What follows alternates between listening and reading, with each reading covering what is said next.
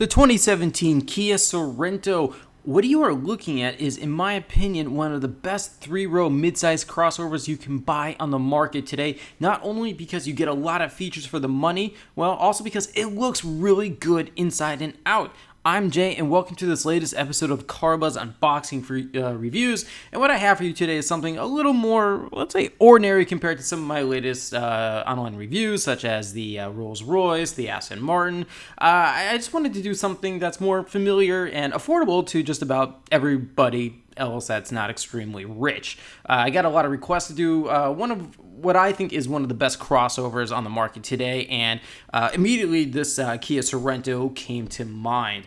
This is actually currently the third generation Sorento. This one came out in 2014, so it's still about midway through its product cycle, and I expect either next year or the following year Kia is going to introduce a number of midlife updates. But for right now, again, this is one of the best that you can buy. It's affordable, it's luxurious, and I really like the design inside and out. I'm going to talk more about that throughout this review, but as you can see right here, yeah, this looks great. And if you've ever been in any modern Kia before, such as the Optima sedan, which we've also tested, we loved it, you're going to see a lot of the same characteristics. But before I go any further, let's start up the engine. I'll tell you about that in a moment.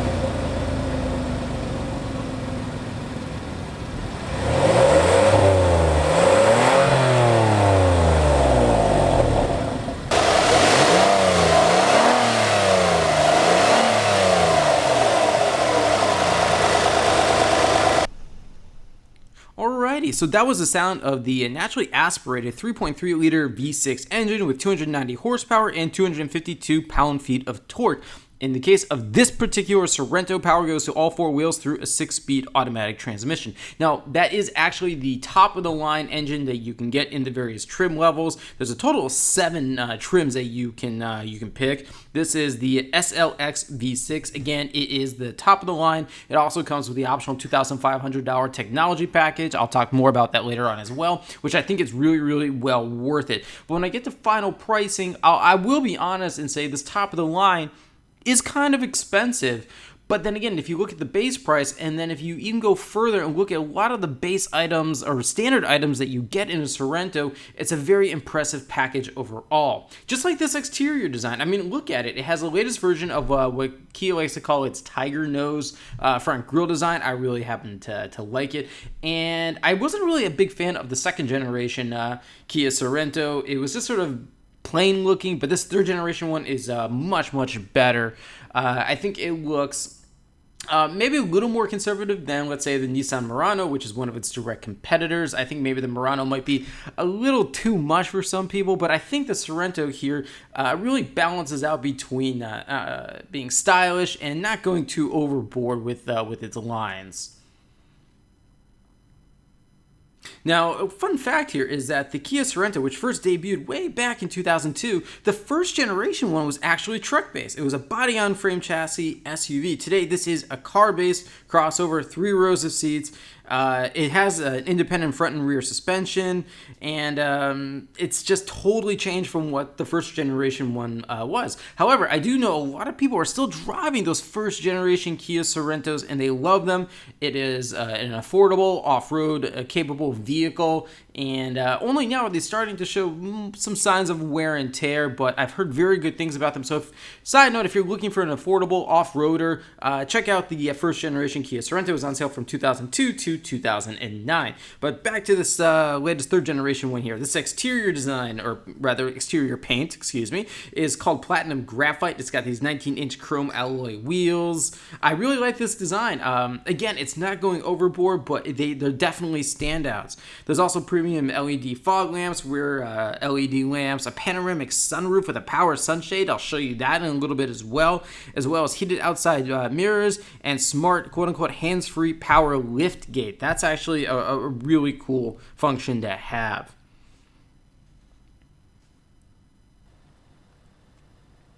So under the hood, let's go back to the engine here. This is that 3.3 liter V6, 290 horsepower, 252 pound-feet of torque. 0 to 60 miles per hour in 7.1 seconds. Top speed is electronically limited to 121 miles per hour. Not a big deal. It's a crossover. You don't need to go that fast. Fuel economy, 17 miles per gallon in the city, 23 on the highway, and a combined 19. Again, it's not bad for a vehicle of this size. Now, let's talk some of the base engines here, because like I said, this is the top of the line engine. It's the only V6 in the lineup. The base engine is a 2.4 liter inline-four with only 185 horsepower and 178 pound-feet of torque. The mid-level engine is a turbocharged 2 liter with 240 horsepower and 260 pound-feet of torque. Now, only the mid-range EX trim has the Turbo 4. Everything below it has the base 2.4 liter inline-four, and then at the very top of the range, you can start getting the V6. Personally, I would probably go with the V6 because this is it's kind of a heavy vehicle. It is, again, a 3-row midsize crossover. You're gonna want as much power as possible in something of this size. So let's step inside here. I really like this. They call this premium ivory Napa leather trim seats, and I really like it with all the black trim. Again, it's a great standout. I'm really happy this particular Sorento has the white Napa leather, simply because the exterior is black. You have the black trim. Again, it brightens things up. I don't like dark interiors combined with dark exteriors. It just, again, you feel caged in after a while. Now, one of the common complaints about Kias I remember growing up is that they were kind of cheap inside. The materials were only okay. The fit and finish was subpar. It was doable, but it wasn't a standout. But Kia has really gone to a new level in terms of overall interior quality. Is it the best out there? No, it's definitely not. But it's compared to anything from Japan, Toyota, Honda, I would rank it right up there. Now, there's that third row of seats you saw. You get two all the way squished back there, which is, it's comfortable enough. I'll leave it at that. The second row that you see right here, you can get 3 passengers right there. That is much better. I definitely think 2 adults can sit in the second row and be very, very comfortable. 3 is going to be a bit of more of a squeeze. And the third row, look, again, the seats fold flat, both the second and third row seats do. The third row seats are just best left for small children. In fact, I think a lot of Sorento buyers are going to keep those third row seats folded flat a majority of the time just to increase cargo space.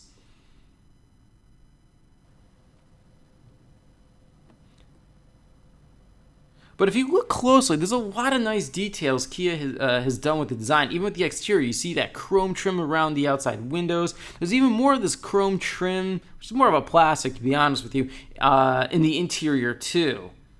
And again, it's these types of details that matter. They could have simply just said, listen, we're just going to make this as basic, as simple as possible, but they went the extra mile to at least give it this real impression of being premium. Now, I don't want to call this luxury, even though this is the top trim, and it is in many ways quite luxurious, but I would like to call it either like affordable luxury or premium, because there is a difference. Like, there is a difference between a Kia and, let's say, a BMW X5. But I really like this dash design. It's very straightforward. It's not offensive. It works. And that is an essential part of Kia. They don't go overboard with the design, but yet there's still a nice sporty element to it. You have this really nice 8-inch display with navigation, dual zone automatic climate control, rear air conditioning, and Infinity surround sound system. Power adjustable driver's seat with power lumbar support, memory driver's seat position, 50-50 split folding third row seats. As you saw earlier, that push button start, a heated and leather wrapped steering wheel, and tilt and telescopic steering column.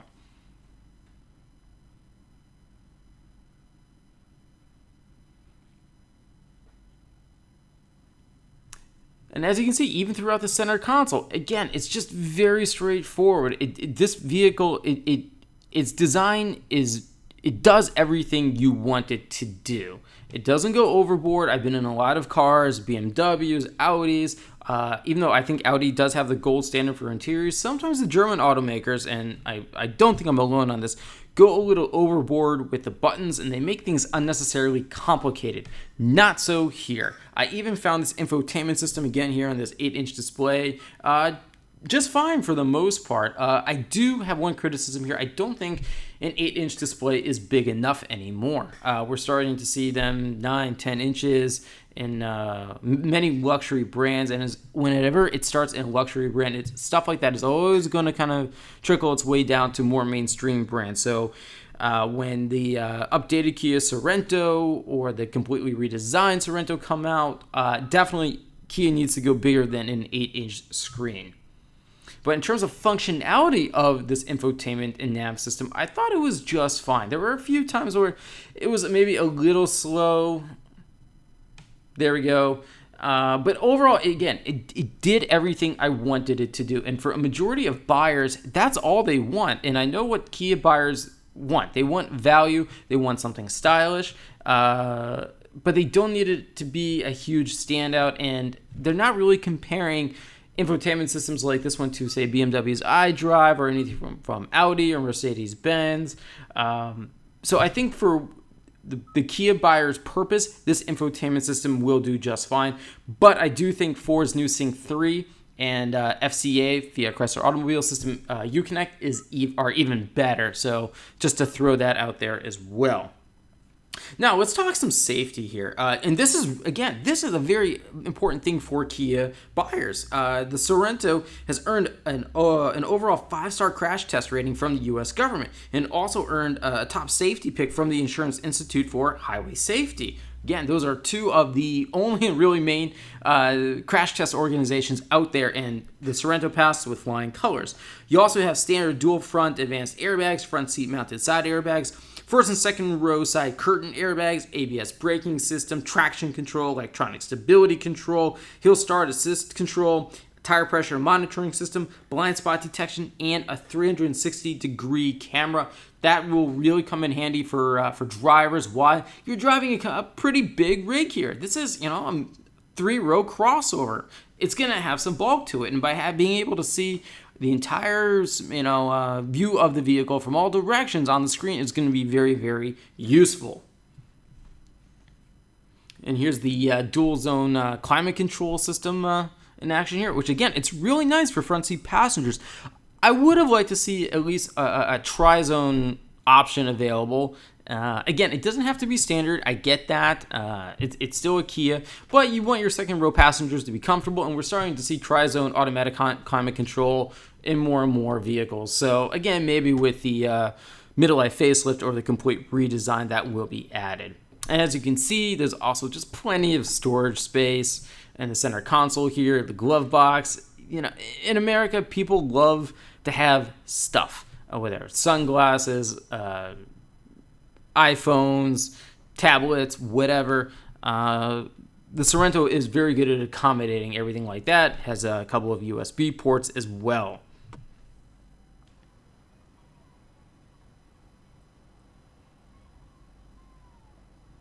Now, I also like the fact that this one, it has all-wheel drive. Normally, the Sorento, again, it's car-based. It's a front-wheel drive platform. I prefer having all-wheel drive in some crossovers, simply because I like having the option of doing maybe some slight off-roading. I also think larger mid-sized crossovers such as this one handle better with all-wheel drive. There's just better grip, and it's just because you're dealing with a bulkier vehicle with more mass, and I like the all-wheel drive grip because of that. Now, I don't think you need all-wheel drive in something smaller than this.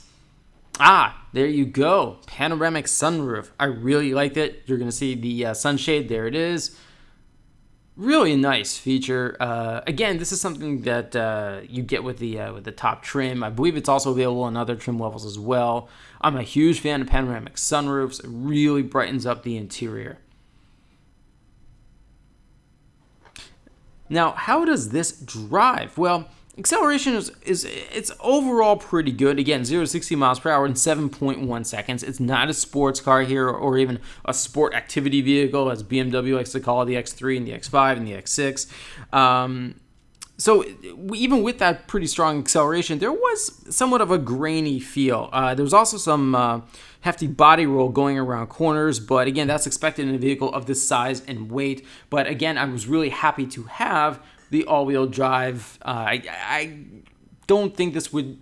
You will notice a handling difference between front wheel and all-wheel drive. Just my personal opinion. Even though I didn't drive this, the front-wheel drive version of the Sorento, I think all-wheel drive is the way to go. So what's the competition? Well, you have the Jeep Grand Cherokee, Dodge Durango, Ford Edge, the Hyundai Santa Fe, which is this vehicle's sister ship, the Nissan Murano, I already mentioned that, and the Dodge Journey. Now, all of those, save for the Dodge Journey, started the mid-$20,000 to the low $30,000 range. And in the case of the Hyundai Santa Fe, the Jeep Grand Cherokee can go all the way up to $55,000. Now, the Dodge Journey begins at about $22,000 and tops off at around $34,000 or $35,000, which brings me back to how much does the Sorento here cost? Well, the base price for the L trim is $25,600. Very good. Our top trim SXL V6 begins at $44,100. And with the added features, specifically the $2,500 for the very much well worth it technology pack and an $895 destination fee, grand total for this 2017 Sorento is $46,495. Yes, that is definitely at the higher end of the three-row midsize non-luxury crossover spectrum. But like I said, there are still a lot of features that you can see in here that you normally don't get at this price point. And I think this is Kia's one of its strongest suits here. It's what I like to call affordable luxury. And I like even in the second row, passengers can find that, enough leg room that will, again, if you are 6 foot, 6'1", 6'2", you might be a little pinched for space, but other than that, not a problem. All right, so what do I like here? Well, overall, pretty good driving dynamics for something that's, it's a three-row crossover. I really do attribute the all-wheel drive and some pretty good chassis tuning here, and it was a very smooth ride and powertrain overall. There's a lot of value for the money here. I also like the this right here, the automatic rear liftgate. It stops at an appropriate level, even if it senses a low garage roof. So you can be inside and, well, your garage doesn't have a high enough roof, and there you go, it won't ding the top of it. In terms of cargo space here, like I said, I think a lot of Sorento buyers with this third row are going to want to keep the seats folded flat. You just get a lot more cargo space right off the bat like that. If you need even more, fold the second row seats flat. All right, now what don't I like? Well, as you can probably guess, it has a pretty bland steering feel here. I didn't like that grainy acceleration feel, and it's missing some characteristics that kind of sort of bridge the gap between the non-luxury and luxury vehicles. For an example, on most luxury cars, the doors have this, and I think a lot of you will know what I'm talking about, a quiet yet solid way of closing. But on the Sorento, they sound like any other car with a typical clunk instead of a soft, like, thrumph sound. And that's something I think Kia really should try to pay attention to if it really wants to be more of a luxury player in some other ways. But the bottom line here is that, like the fully loaded Kia Optima sedan we drove earlier this year, that was fully loaded at just under $37,000. The Sorento SXL V6 impresses on many levels. Is it luxury? Not quite. But it does its darndest to make us believe it is luxury. Again, call it affordable luxury. Aside from a few other nitpicky things, it's the Kia badge that really gives away the fact that it's not from a luxury brand. A lot of people were surprised that this was a Kia, and they didn't even know it until they saw that badge. And another fun fact about this is that it's built in Georgia, as in the state of Georgia in the USA. So yeah, American built, and it was designed with Americans specifically in mind. Even though it is sold in a few other overseas markets, it's Americans who love three-row midsize crossovers the most, and you really can't go wrong with a Sorento ranging from $26 grand all the way up to about $46.5. there's a trim level for everybody, and I think Kia has pretty much nailed what the definitive midsize three-row crossover should be. It is definitely one of my top picks. Again, you cannot go wrong. So I'm out of time for today, everyone. Thanks so much for watching. Any more questions for me, just leave them in the comments section below. And please give me suggestions for my next unboxing review.